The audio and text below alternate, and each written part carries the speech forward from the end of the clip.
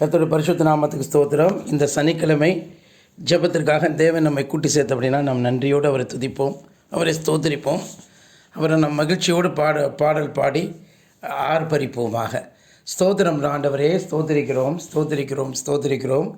ராஜாதிராஜனுக்கு ஸ்தோத்திரம், கர்த்தாதி கர்த்தனுக்கு ஸ்தோத்திரம், ஏசு மகாராஜனுக்கு ஸ்தோத்திரம், ஐயாவுக்கு ஸ்தோத்திரம், ஏசு மகாராஜனுக்கு ஸ்தோத்திரம். ஹல்லேலூயா. துதிக்கிறோம் துதிக்கிறோம் துதிக்கிறோம் ஆண்டவரே. ஸ்தோத்திரம் ஸ்தோத்திரம் ஸ்தோத்திரம் ஸ்தோத்திரம் ஆண்டவரே. ஸ்தோத்திரம் ஸ்தோத்திரம் ஸ்தோத்திரம் ஸ்தோத்திரம் ஐயா. ஸ்தோத்திரம் ஆண்டவரே. ஸ்தோத்திரிக்கிறோம் ஸ்தோத்திரிக்கிறோம் ரட்சகனே, ஸ்தோத்திரிக்கிறோம். எங்களை மீட்டு ரட்சிக்கிறவரே, துதிக்கிறோம் துதிக்கிறோம் எங்கள் ஐயே, எங்கள் பிரபுவே அப்பா. ஸ்தோத்திரம் ஸ்தோத்திரம் ஸ்தோத்திரம் ஸ்தோத்திரம் ஸ்தோத்திரம் ஆண்டவரே, துதிக்கிறோம் துதிக்கிறோம். ஏசு கிறிஸ்துவின் ரத்தம் ஜெயம், ஏசு கிறிஸ்துவின் ரத்தம் ஜெயம், ஏசு கிறிஸ்துவின் ரத்தம் ஜெயம், ஏசு கிறிஸ்துவின் ரத்தம் ஜெயம், ஏசு கிறிஸ்துவின் ரத்தம் ஜெயம், ஏசு கிறிஸ்துவின் ரத்தம் ஜெயம் என்று நாங்கள் சொல்லிக்கிறோம். எங்கள் மகத்துவம் நிறைந்தவரே, மாட்சிமை நிறைந்தவரே, மாறாதவரே, உம்மை ஸ்தோத்திரிக்கிறோம் ஸ்தோத்திரிக்கிறோம் ஸ்தோத்திரிக்கிறோம் ஐயனே, உம்மை ஸ்தோத்திரிக்கிறோம். எங்கள் மகத்துவம் நிறைந்தவரே, மாறாதவரே, உம்மை ஸ்தோத்திரிக்கிறோம் ஸ்தோத்திரிக்கிறோம். கர்த்தாவே, உம்மை ஸ்தோத்திரிக்கிறோம், மிகவும் உம்மை துதிக்கிறோம், வாழ்த்துகிறோம், போற்றுகிறோம். தேவனுடைய அனுகிரகம் எங்கள் மீது இருப்பதாக, தேவனுடைய அனுகிரகம் எங்கள் மீது இருப்பதாக. ஸ்தோத்திரம் ஸ்தோத்திரம் ஸ்தோத்திரம் ஸ்தோத்திரம். தம்பி மணியரசன், ஜெபம் பண்ணியா? இன்கால் மெசேஜில் பாட்டு இருக்குது, நீ முதல்ல ஜெபம் பண்ணு.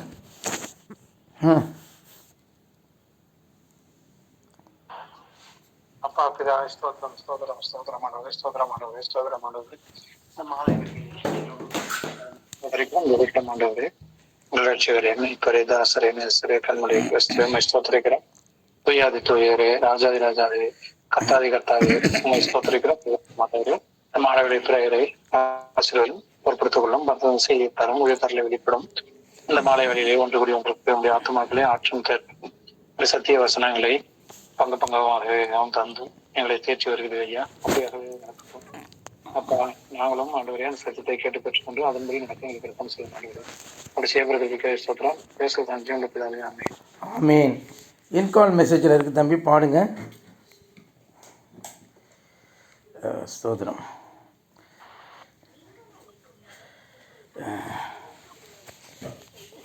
கர்த்தருடைய பரிசுத்த நாமத்துக்கு ஸ்தோத்திரம். பாடல் பாடுவோம். சாரோனின் ரோஜா இவர், பரிபூரண அழகுள்ளவர். சாரோனின் ரோஜா இவர், பரிபூரண அழகுள்ளவர். அன்பு தோழன் என்பேன், ஆற்றும் துணைவன் என்பேன், அன்பு தோழன் என்பேன், ஆற்றும் துணைவன் என்பேன். இன்ப நேசரை நான் கண்டேன், இன்ப நேசரை நான் கண்டேன். காடானாலும் மேடானாலும் கர்த்தரின் பின்னே போக துணிந்தேன். காடானாலும் மேடானாலும் கர்த்தரின் பின்னே போக துணிந்தேன். சாரோனின் ரோஜா இவர், பரிபூரண அழகுள்ளவர். சீயோன் வாசிய தளராதே, அழைத்தவர் என்றும் உண்மையுள்ளவர். சீயோன் வாசிய தளராதே, அழைத்தவர் என்றும் உண்மையுள்ளவர். அன்பின் தேவன் மறக்க மாட்டார், அன்பின் தேவன் மறக்க மாட்டார். ஆறுதல் கரங்களால் அணைக்கின்றார், ஆறுதல் கரங்களால் அணைக்கின்றார். காடானாலும் மேடானாலும் கர்த்தரின் பின்னே போக துணிந்தேன். காடானாலும் மேடானாலும் கர்த்தரின் பின்னே போக துணிந்தேன். சாரோனின் ரோஜா இவர், பரிபூரண அழகுள்ளவர். மலைகள் பெயர்ந்து போகலாம், குன்றுகள் அசைந்து போகலாம். மலைகள் பெயர்ந்து போகலாம், குன்றுகள் அசைந்து போகலாம்.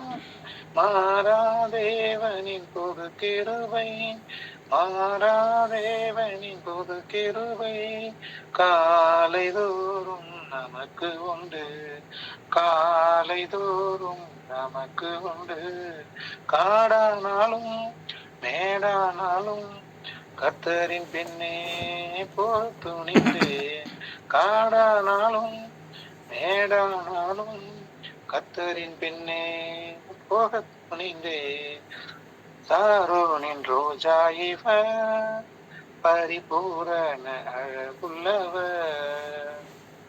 நேசரை அறியா தேசமுண்டு, பாசமாய் செல்ல யார்தான் உண்டு. நேசரை அறியா தேசமுண்டு, பாசமாய் செல்ல யார்தான் உண்டு.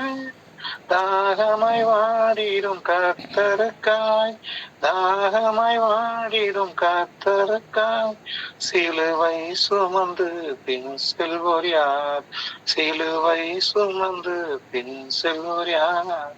காடானாலும் மேடானாலும் கர்த்தரின் பின்னே போக துணிந்தேன். சாரோனின் ரோஜா இவன், பரிபூரண அழகுள்ளவர். அன்பு தோழன் என்பேன் மற்றும் துணைவன் என்பேன், அன்பு தோழன் என்பேன் மற்றும் துணைவன் என்பேன். இந்த நேசரை நான் கண்டேன், இந்த நேசரை நான் கண்டேன், இந்த நேசரை நான் கண்டேன். ஆமென். கர்த்தருடைய பரிசுத்த நாமத்துக்கு ஸ்தோத்திரம் உண்டாகட்டும். ஆமாம், கர்த்தருடைய பரிசுத்த நாமத்துக்கு ஸ்தோத்திரம் உண்டாகட்டும். இந்த மாலை நேரத்தில் கூட நம்ம கூட்டி சேர்த்ததுக்காக நம்ம நன்றி செலுத்துவோம் தேவனை. இந்த நாட்களில் நம்ம வேத வாக்கியங்களை பார்க்க இருக்கிறோம். வேத வாக்கியங்களை நம்ம பார்க்க இருக்கிறோம். வேத வாக்கியமானது என்ன சொல்லுது? ஆமாம், அப்பொழுது மோசே, யாத்திராகமம் 14:13, ஆறுமுகம் படியா.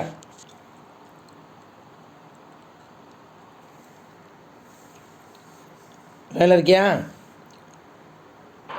வரேன் இரு, வரேன். டிஸ்பிளேயில் வரலையா? இந்த வரும் பாரு, இப்போ பாரு, இப்போ பாரு படி. யாத்திராகமம் 14:13. அப்பொழுது மோசே ஜனங்களை நோக்கி, பயப்படாதிருங்கள், நீங்கள் நின்று கொண்டு இன்றைக்கு கர்த்தர் உங்களுக்கு செய்யும் ரட்சிப்பை பாருங்கள். இன்றைக்கு நீங்கள் காண்கிற எகிப்தியரை இனி என்றைக்கும் காண மாட்டீர்கள். ஆமாம், பிறனுடைய வீட்டை இச்சையாதிருப்பாயாக, பிறனுடைய மனைவியையும் அவனுடைய வேலைக்காரனையும் அவனுடைய வேலைக்காரியையும் அவனுடைய எருதையும் அவனுடைய கழுதையையும் பின்னும் பிறனுக்குள் யாதொன்றையும் இச்சையாதிருப்பாயாக. ஆமாம், நல்லா கவனிப்போம். கர்த்தருடைய பரிசுத்த நாமத்துக்கு சமீப நாட்களாக நாம் என்னத்தை பார்த்துட்ருக்கோம்? வந்து கொலை செய்யாதிருப்பாயாக, விபச்சாரம் செய்யாதிருப்பாயாக, களவு செய்யாதிருப்பாயாக, பிறனுக்கு விரோதமாய் பொய் சாட்சி சொல்லாதிருப்பாயாக, பிறனுடைய வீட்டை இச்சையாதிருப்பாயாக என்கிற கற்பனைகளை தான் நம்ம பார்த்துட்ருக்கோம். ஆனால் அது வந்து அதாவது இப்போ இந்த புதிய ஏற்பாட்டில் இந்த கற்பனைகள் வேறு ஒரு பரிமாணத்திலே அதுக்கு வருகிறது. அதாவது பழைய ஏற்பாட்டில் இருக்கக்கூடிய பிரமாணங்களை இயேசுவானவர் நிறைவேற்றவே வந்தார். ஒரு அச்சரம் பிசகாமல், அதில் ஒரு எழுத்தாகிலும் எழுத்தின் உறுப்பாகிலும் அச்சரம் பிசகாமல் அது நிறைவேறவே வந்தார்ன்னு சொல்லியிருக்கு. அப்போ நியாயப்பிரமாணத்துக்கு எழுத்து இருக்கிறதா? அப்படி என்றால் தேவன் அந்த எழுத்தை லிட்டரலான எழுத்தை சொல்லாமல் அதனுடைய ஒவ்வொரு எழுத்தும் எதை பிரதிபலிக்கிறது? ஏனென்றால் எபிரேய பாஷை மாத்திரம், அவைகள் வெறும் பாஷை அல்ல, அது வந்து அது பிக்டோரியல் லாங்குவேஜ், அதாவது படவியல் மொழியியல் அப்படி தான் சொல்லணும். படவியல் மொழியியல் அப்படி சொல்லணும் அதை. ஆமாம், படம் சார்ந்த மொழியியல் அப்படின்னு சொல்லணும். ஏன்னா படத்தை வைத்து அவர்கள் அர்த்தம் சொல்லுகிற ஒரு மொழி அது. ஏனென்றால் நம்ம இதில் கூட ஆ என்றாலும் கோ என்றாலும், அது ஆ என்றால் ஆவண்ணாவை சொன்னால் அது பசுவை குறிக்கும், கோ என்றாலும் பசுவை குறிக்கும். இன்னும் சொல்லப்போனால் கோ என்றால் அரசனையும் குறிக்கும். ஆமாம், அதுபோல் அவர்களுடைய ஒவ்வொரு எழுத்துமே ஒரு முக்கியமான ஒரு பொருளை அடையாளப்படுத்துகிறது. ஆமாம், யாவே என்கிற வார்த்தையை நம்ம பார்த்துருக்கோம். யோதிகே வாவுகே, யோதி என்று சொல்லும், யோதிகே வாவுகே என்று சொல்லும் பொழுது, யோதி என்றால் என் கரங்களை பார், அதில் இருக்கக்கூடிய ஆணியை பார். யோத் என்றால் என் கரம், பார் என்றால் ஹே என்றால் பார், இதோ காண்பி, பார். அப்புறம் அதெல்லாம் ஆணியை பார். வாவ் என்றால் ஆணி. அப்படி ஒவ்வொன்றுமே ஒரு மொழியாக இருக்கிறபடினாலே அது ஆழமான ஒரு காரியத்தை பிரதிபலிக்கிறது. எல்லா இடங்களிலுமே நாம் அதை டீகோட் பண்ண முடியாது. தேவன் அதை டீகோட் பண்ணி வைத்திருக்கிறார். அவர் தான் வியாக்கியானம் பண்ண வேண்டும். மனுஷர்கள், சாதாரண மனுஷர்களால் அது வியாக்கியானம் பண்ண முடியாது. ஆமாம் அன்பானவர்களே, சாதாரண மனுஷர்கள் அதை புரிந்து கொள்ள முடியாது. ஆமாம். ஆகவே வேதத்தினுடைய ஒரு உறுப்பாகிலும் ஒழிந்து போவதில்லை என்று தேவன் சொன்னதிலே ஆச்சரியம் இல்லை. இயேசுவானவர் சொன்னதிலே ஒரு ஆச்சரியமும் கிடையாது. யோதிகே வாவுகே என்று சொல்லும் பொழுது, ஆமாம் அன்பானவர்களே, அவ்வளவு ஆழமான அர்த்தம் உடையது. அதனாலே ஒரு எழுத்து கூட ஒழிந்து போகாமல் அது நிறைவேறியே தீரும். அப்போ நியாயப்பிரமாணத்தில் தேவன் சொன்னது அதனுடைய எழுத்து சார்ந்த விதமாகவும் சரி, அதனுடைய அர்த்தம் சார்ந்த விதமாகவும் சரி, எல்லாமே நிறைவேறும். ஆமாம், அதை டீகோட் பண்ணாலும் அதுவும் நிறைவேறும். டீகோட் எல்லா நேரத்திலும் நம்ம எல்லாராலையும் பண்ண முடியாது. இந்த பரிசுத்த ஆவியானவரே அதை டீகோட் பண்ணி கொடுத்தா தான் முடியும். மனுஷர்கள் இன்றைக்கி எல்லோரும் அதை டீகோட் பண்ண முயற்சி செய்கிறாங்க. ஆனால் அது அங்கே எரரில் போய் விழுந்துடும்.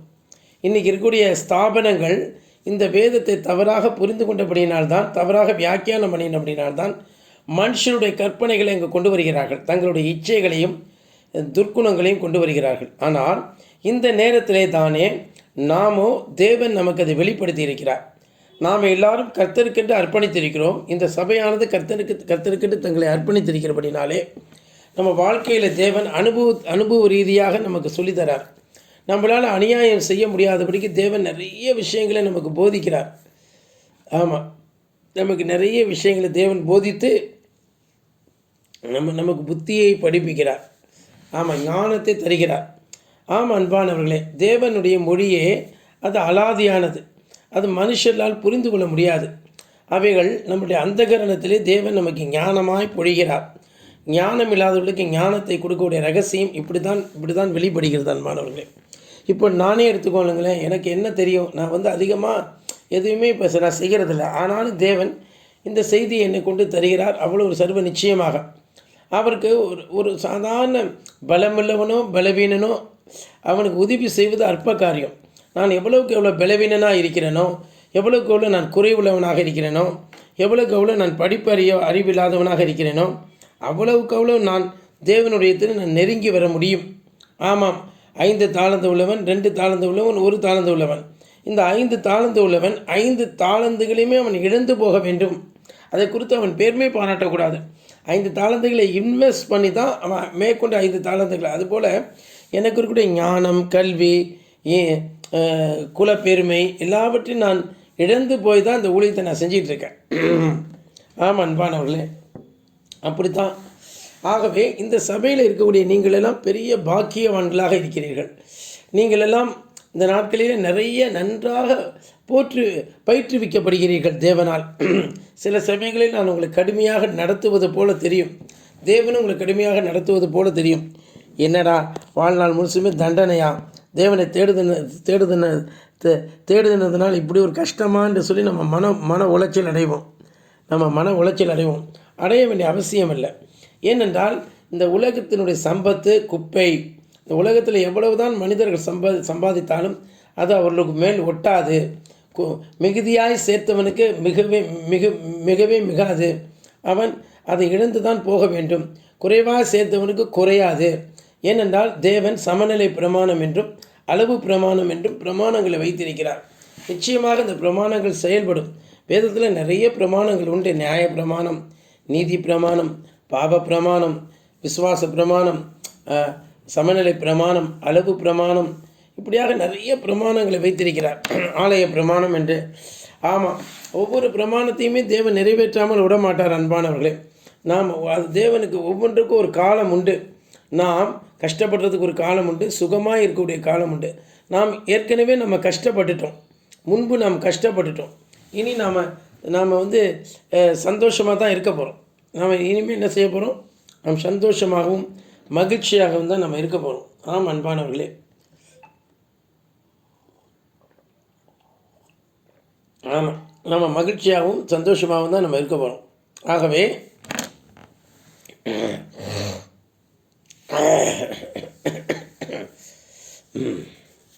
நம்ம இனிமேல் சந்தோஷமும் மகிழ்ச்சியுமாக தான் இருக்க போகிறோம் அன்பானவர்களே. அதனால் நம்ம கவலைப்பட வேண்டிய அவசியமே இல்லை, நாம் துக்கப்பட வேண்டிய அவசியமே இல்லை. இப்போ பாருங்கள், இந்த இடத்துல தேவன் நமக்கு நல்ல ஞானத்தை போதிக்கிறார்.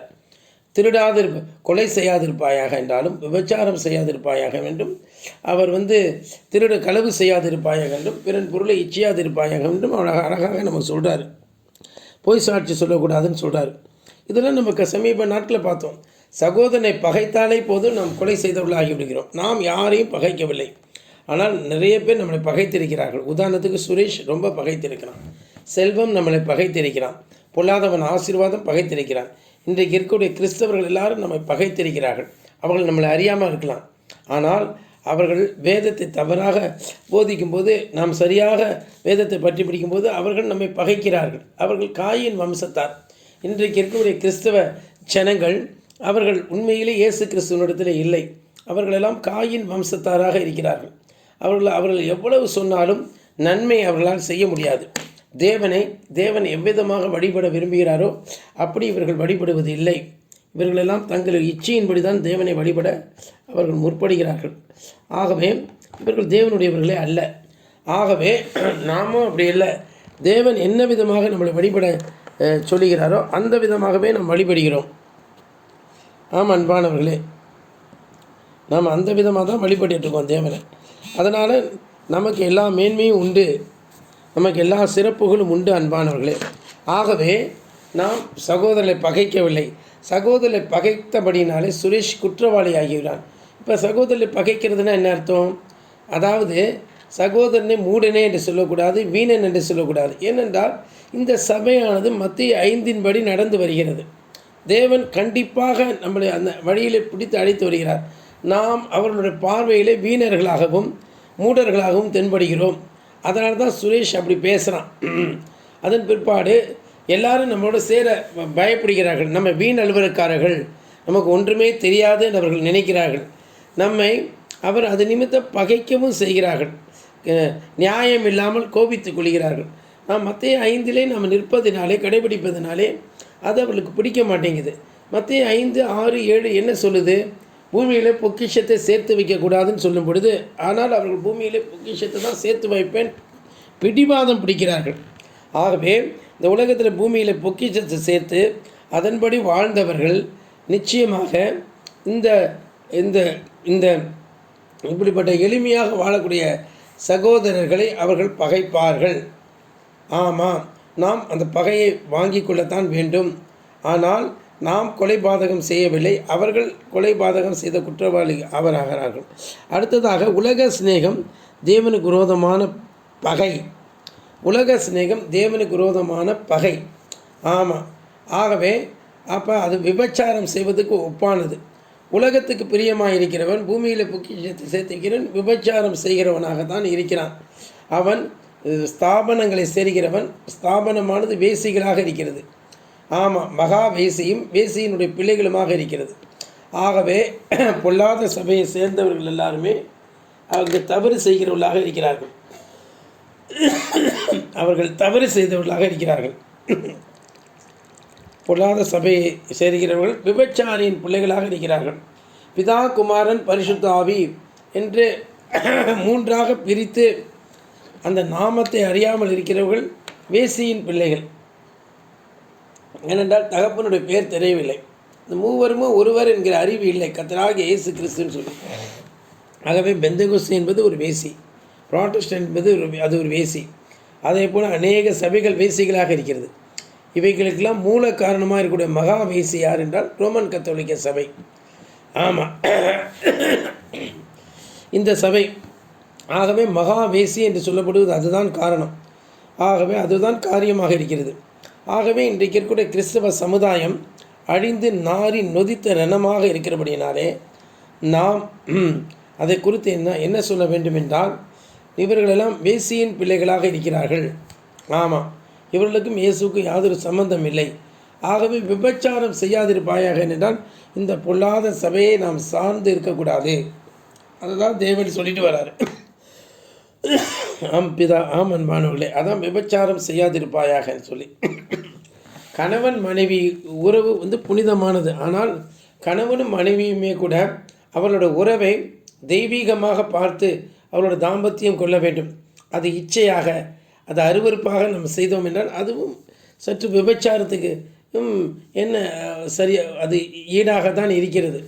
அதனால் ஒரு கணவனும் மனைவியும் இச்சையோடு அணுகாமல் உள்ளன்போடும் அவர்களுடைய உண்மையான பாசத்தோடும் அந்த காரியத்தில் அணுகுவார்கள் என்றால், பரஸ்பரம் அவர்கள் சண்டையிட்டு கொள்ளாமல் ஒருவருக்காக ஒருவர் விட்டு கொண்ட அந்த காரியத்தை அணுகுவார்கள் என்றால், குறிப்பாக மனைவி கணவனுக்கு கீழ்ப்படிய வேண்டும், கணவனும் மனைவி மீது அன்பு கூற வேண்டும். அப்படிப்பட்ட தாம்பத்தியம் ஒரே மாம்சமாக அவர்களை மாற்றும். அதற்கு சாட்சியாக அவர்களுக்கு பிள்ளைகள் பிறக்கும். பின்னாளிலும் அவர்கள் பிள்ளைகள் பிறக்காவிட்டாலும் அந்த காரியங்கள் அவர்களுக்கு ஏதுகரமாக இருக்கும். அதுதான் விபச்சாரமற்ற ஒரு வாழ்க்கை. ஒரு பெண்ணை இச்சையோடு பார்த்தாலும் இச்சை எவனுக்குள் இருக்கிறதோ இச்சை தான் விபச்சாரம். கண்களின் இச்சை, மாம்சத்தின் இச்சை, இவைகளும் விபச்சாரமாகத்தான் இருக்கிறது. ஆகவே அதை தான் நம்ம பார்க்குறோம். அடுத்தது என்ன சொல்லியிருக்கு? களவு செய்யாதிருப்பாயாக. களவு என்றால் தேவனுடைய நேரத்தை நாம் திருடக்கூடாது, தேவனுடைய தசம பாகங்களை நாம் திருடக்கூடாது, ஏழைகளுக்கு நாம் கொடுக்க வேண்டிய உதவியை செய்யாமல் இருந்தால் திருடுகிறோம் என்ற அர்த்தம். இன்னொரு வீட்டில் தான் போய் நம்ம திருடணுங்கிறது கிடையாது. நம்முடைய பொருளையே ஏழைகளுக்கு பகிர்ந்து கொடாவிட்டால் நாம் திருடுகிறோம். தேவன் நமக்கு இரக்கம் கொடுத்திருக்கிறார். நாம் அதை புரிந்து கொள்ளாமல் நாமே அதை அனுபவிக்கும் போது அப்படி ஆகிறது அன்பானவர்களே. சரி, அப்போ களவு செய்யாதிருப்பாயாக. தேவனுடைய ஊழியத்திற்கென்று நாம் கொடுக்க வேண்டும். மனம் போல வாழக்கூடிய வாழ்க்கை தவறு. சரி, அடுத்தது பொய் சாட்சி சொல்லாதிருப்பாயாக. நம்முடைய அவயவங்கள் எல்லாம் தேவனை மகிமைப்படுத்த வேண்டும். கண்கள், கைகள், கால்கள் எல்லாமே மனம் போல செய்யக்கூடாது. அப்போ மனம் போல செஞ்சிச்சுன்னா அவைகள் பொய் சொல்லுதுன்னு அர்த்தம். சகோதரனுக்கு விரோதமாகவும் பொய் சொல்லக்கூடாது, சபைக்கு விரோதமாக பொய் சொல்லக்கூடாது. ஆமாம், ஆகவே இதை விட்டு விலக வேண்டும். அடுத்தது இச்சையாதிருப்பாயாக. அப்போ மற்றவங்களை பார்க்கக்கூடாது. ஒவ்வொருத்தரும் நேராக நோக்க வேண்டும், சிலுவையை நோக்கி பார்க்க வேண்டும். தேவன் ஒவ்வொருவருக்கும் என்ன கட்டளையிட்டிருக்கிறாரோ அதிலே மாத்திரம் அவர்கள் நிற்க வேண்டும் அன்பானவர்களே. அதுதான் உசிதமானது. ஆமாம், இதுதான் இப்படிலாம் நம்ம செஞ்சோம்னா ஆபிரகாமுக்கு செஞ்ச எல்லா வாக்கு தத்தங்களும் நமக்கு வரும். என்ன? அப்பொழுது அவர் என்ன சொன்னார்? நான் தேவன், நான் உன் தகப்பனுடைய தேவன், எகிப்து தேசத்துக்கு போக பயப்பட வேண்டாம், அங்கே உன்னை பெரிய ஜாதியாக்குவேன்னு சொல்கிறார். இது யாருக்கு? யாக்கோபுக்கு சொல்கிறார். ஆமாம், யாக்கோபுக்கு சொல்கிறார். சில சமயங்களில் தேவன் சில தேசத்துக்கு அனுப்புவார், அங்கே பெரிய ஜாதியாக்குவார். ஆமாம், இதே போல் தான் நம்ம தேவன் சில இடங்களுக்கு அனுப்பும் பொழுது அங்கே போய் நம்ம பொறுப்பாக நடந்து கொள்ளணுங்கிறார். அப்போ யாக்கோபுக்கு சொல்லப்படுது. அப்புறம் நான் உன்னை பழுகவும் பெருகவும் பண்ணி உன்னை பல ஜன கூட்டமாக்கி உனக்கு பின்வரும் இந்த சந்ததிக்கு இந்த தேசத்தை நித்திய சுதந்திரமாய் கொடுப்பேன் என்று சொன்னார். அப்போ பாருங்கள். ஆமாம், அப்போ யாக்கோபுக்கு தான் சொல்கிறாரு. அப்புறம் உன் தகப்பனுடைய தேவனாலே ஆயிற்று என்று சொல்லி யாக்கோபுக்கு சொல்கிறார். அவர் உனக்கு துணை இருப்பார், சர்வ வல்லவராலே அப்படி ஆயிற்று. அவர் உயர வானத்திலிருந்து உண்டாகும் ஆசீர்வாதங்களினாலும் கீழே ஆழத்தில் உண்டாகும் ஆசீர்வாதங்களினாலும் ஸ்தனங்களுக்கும் கர்ப்பங்களுக்கும் உள்ள ஆசீர்வாதங்களினாலும் உன்னை ஆசீர்வதிப்பாருங்கிறார். அப்பொழுது மோசே ஜனங்களை நோக்கி, பயப்படாதிருங்கள், நீங்கள் நின்று கொண்டு இன்றைக்கு கர்த்தர் உங்களுக்கு செய்யும் ரட்சிப்பை பாருங்கள். இன்றைக்கு காண்கிற எகிப்தியரை இன்றைக்கும் காண மாட்டீர்கள்ங்கிறார். அதாவது எகிப்துக்கு அழைச்சிட்டு போகிறதுக்கு ஒரு நேரம் இருக்குது. ஆக எகிப்திலிருந்து வெளியே கொண்டு வரக்கூடிய ஒரு நேரம் இருக்கிறது. பாவமான ஜனங்கள் மத்தியில் நம்ம போகிறோம், அப்புறம் எகிப்திலிருந்து வெளியே வரக்கூடிய ஒரு நேரம் இருக்கிறது. ஆகவே அதுக்கு ஒரு நேரம் இருக்கிறது அன்பானவர்களே. எகிப்துக்குள்ளே கொண்டு போகிறார் ஃபஸ்ட்டு, அப்புறம் அங்கேருந்து வெளியில் கொண்டு வரார். ஆகவே தேவன் நம்மிடத்திலே வல்லமையாக கிரியை செய்ய நம்ம ஒப்பு கொடுத்து விடுவோம் அன்பானவர்களே. நாம் வருத்தப்பட வேண்டாம், சஞ்சலப்பட வேண்டாம், வேதனைப்பட வேண்டாம். என்னடா தேவன் இப்படி சொல்கிறாரு, மறுபடியும் அவர் வெளியில் அழைச்சிட்டு வர்றாரு அப்படின்னு நம்ம நினைக்க வேண்டாம் அன்பானவர்களே. நாம் இந்த நாட்களில் நன்கு போதிக்கப்படுகிறோம்.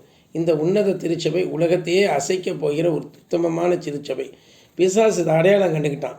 நம்முடைய கால்களை கொண்டு தான் சாத்தானை தேவன் நொறுக்கி போட போகிறார். ஆமாம் அன்பானவர்களே, நம்முடைய காலை கொண்டு தான், நம்முடைய கால்களின் கீழே தான் சாத்தானை நசுக்க போகிறார்.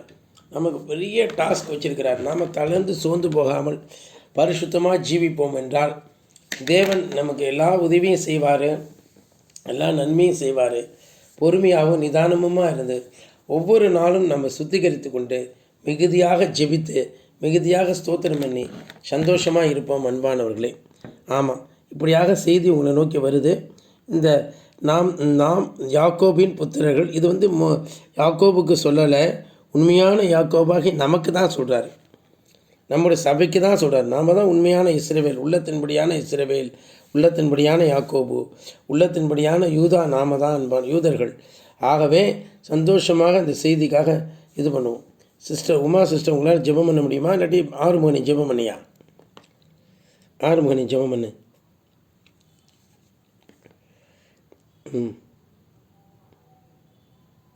ஸ்தோத்திரிக்கிறோம். இந்த சாயந்திர வேலைக்காய் நன்றியோடு துதிக்கிறோம், ஸ்தோத்திரிக்கிறோம்.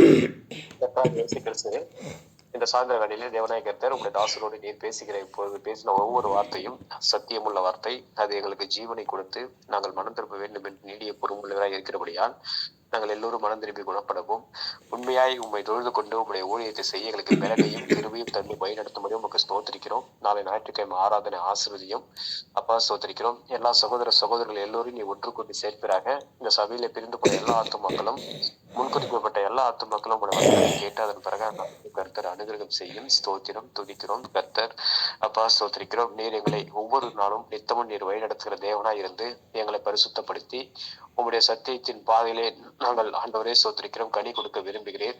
அப்பா ஸ்தோத்திரிக்கிறோம். ஆகையால் நாங்கள் எல்லா விதத்திலும் ஆண்டவரை அதிக கனிகளை கொடுக்கும்படி எங்கள் இருதயத்தை சுத்திகரையும் பரிசுத்தப்படுத்தும். எல்லா வித தீமையிலிருந்து விலக்கி காத்துறலும் சத்துரு எங்களை விட்டு விலகி போகும்படி ஆண்டவரே ஸ்தோத்திரிக்கிறோம். நாங்கள் தேவனிடத்தில் சேர்ந்தால் ஆண்டவரே சத்துருக்களும் சமாதானங்களை செய்கிற தேவன் நீர். ஆண்டவரே ஸ்தோத்திரிக்கிறோம். உங்களுடைய நீர் சொல்ல அது வாய்க்கும், நீர் கட்டளையிட அது ஆண்டவரே அது நடக்கும். அப்பா ஸ்தோத்திரிக்கிறோம். உங்களுடைய போதக சிற்சிய வழியும் ஜீவனுள்ளதா இருக்கிறது. எப்பா ஸ்தோத்திரிக்கிறோம். ஆதி முதல் நீர் உரைத்த வார்த்தை எல்லாமே ஆண்டவரே எங்களுக்கு அப்பா ஸ்தோத்திரிக்கிறோம் அது பொக்கிஷத்தையும் அப்பா ஸ்தோத்திரிக்கிறோம் எங்களுக்கு மனம் திரும்பியும் தந்து வழிநடத்தும் நமக்கு ஸ்தோத்திரிக்கிறோம். அப்பா ஸ்தோத்திரிக்கிறோம். செய்தி கேட்கிற ஒவ்வொரு சகோதரர்களும் ஆசீர்வதியும் பலப்படுத்துவதாக. குடும்பத்துல சமாதானம் சௌக்கியம் ஆரோக்கியம் உண்டாயிருப்பதாக. உங்களுடைய தாசனை நீர் ஒவ்வொரு நிமிஷமும் போக்கிய வரத்தையும் பாதுகாத்துக் கொள்ளும், பலப்படுத்தும். நாளைக்கு ஊழியம் ஆண்டவரே ஸ்தோத்திரிக்கிறோம் ஆசீர்வதிக்கப்படுவோம். அப்பா ஸ்தோத்திரிக்கிறோம். அநேக ஆத்துமாக்கள் இந்த சபையிலே வந்து ஆண்டவரே உம்மை துதிக்கவும் உம்முடைய நாமத்தை போற்றவும் கிருபை செய்யும், இரக்கம் செய்யும்.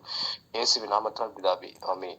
ஆமீன் ஆமீன் ஆமீன். கர்த்தருக்கு ஸ்தோத்திரம் உண்டாகட்டும். ஆமீன். கர்த்தருக்கு ஸ்தோத்திரம் உண்டாகட்டும். எங்கள் பிதாவே, இந்த செய்தியின்படி இந்த சபைக்கு மாத்திரமே புரியத்தக்கதாக ரகசியமாக நீ பேசுகிறீர். இது கிறிஸ்துவுக்கு மனவாட்டிக்குரிய ரகசியமாக இருக்கிறது. புறத்திலே உள்ளவர்களுக்கு புரியாது. ஒருவேளை உம்முடைய ஆடுகளாக இருப்பார்களானால் அவர்களுக்கு இந்த சத்தத்தை கேட்டு மகிழ்வார்கள்.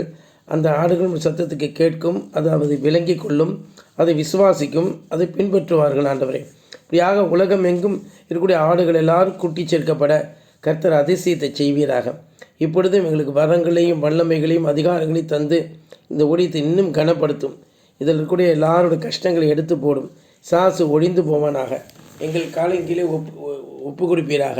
இந்த சொல்லியிருக்கப்பட்டிருக்கிற வசனத்தின்படி நாங்கள் கொலை செய்யவோ, அன்றைய விபச்சாரம் செய்யவோ, களவு செய்யவோ, பொய் சாட்சி சொல்லாதிருக்கவோ, இச்சையாது இருக்கவோ அப்பா எங்களுக்கு அப்படியாக நீர் அனுகிரகம் செய்யும். கொலை செய்யக்கூடாது ஆண்டவரே, விபச்சாரம் செய்யக்கூடாது, களவு செய்யக்கூடாது, பொய் சாட்சி சொல்லக்கூடாது, அப்படியாக அனுகிரகம் செய்யும். பரிசுத்த ஆவியானவர் தாமே எங்களுக்கு உதவி செய்வீராக. என்னுடைய கண்ணீரை துடையும். இந்த நாட்களிலே இதில் கலந்து கொண்ட பிள்ளைகளை ஆசீர்வதியும். இனி ஆன்லைனில் கேட்கக்கூடிய பிள்ளைகளையும் நீர் ஆசீர்வதித்து மிகுந்த சமாதானத்தை தருவீராக. எல்லாருக்கும் நல்ல புத்தியை தருவீராக. தெளிந்த ஞானமும் புத்தி உண்டாகட்டும். நாங்கள் எல்லாரும் ஒருமனப்பட்டு மேன்மையை அடைவோமாக. நாங்கள் இவ்வளவாக சுத்திகரிக்கப்படுகிறோம், இவ்வளவாக தேவனால் போதிக்கப்படுகிறோம். தேவன் எங்களை நிச்சயமாக வழிநடத்தி வருகிறீர். ஆகவே எல்லா தீமையும் விலகி போகும்படிக்கு கடிந்து கொள்கிறோம். நாங்களும் எங்கள் குடும்பமும் எங்கள் பிள்ளைகளும் சபையும் தலை எடுக்கட்டும். ஆண்டவரே ஸ்தோத்திரம். எங்களுடைய ஐக்கியம் வளரட்டும். சகோதர அன்பிலே நாங்கள் தேறினவர்களாக இருப்போமாக. எல்லா ஆண்டவரே எந்த சூழ்நிலையிலும் நாங்கள் உடைய அன்பிலிருந்து பிரிக்க முடியாதபடிக்கு தேவ அன்பு எங்களுடைய இருதயங்களில் ஊற்றப்படட்டும். கனமும் மகிமையும் துதியும் எடுத்துக்கொள்ளும். ஜெபத்தை ஏற்றுக்கொண்டு அப்படின்னா நமக்கு ஸ்தோத்திரம் ஸ்தோத்திரம் ஸ்தோத்திரம் ஸ்தோத்திரம் என்று சொல்கிறோம். இயேசுவின் நாமத்தில் ஜெபிக்கிறோம் பிதாவே. ஆமேன் ஆமேன் ஆமேன். உடைய பாதத்தில் விழுந்து பணிந்து கொள்கிறோம். கர்த்தர் நம் ஜெபத்தை ஏற்றுக்கொண்டு அப்படின்னா நன்றியோடு ஸ்தோத்திரிப்போம். ஸ்தோத்திரம் ஸ்தோத்திரம் ஸ்தோத்திரம் ஸ்தோத்திரம். கர்த்தர் தாமே உங்களை ஆசீர்வதிப்பாராக. ஆமேன்